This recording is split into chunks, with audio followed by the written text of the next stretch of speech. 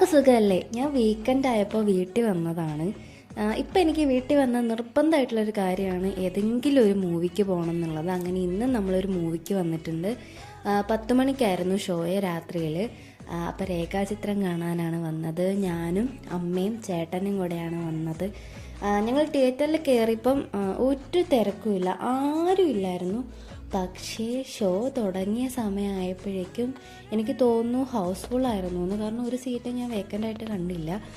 നല്ല തിരക്കുണ്ടായിരുന്നു. അങ്ങനെ മൂവിയൊക്കെ തുടങ്ങി. ഫസ്റ്റ് ഹാഫ് എനിക്ക് ഭയങ്കര ഇഷ്ടമായി.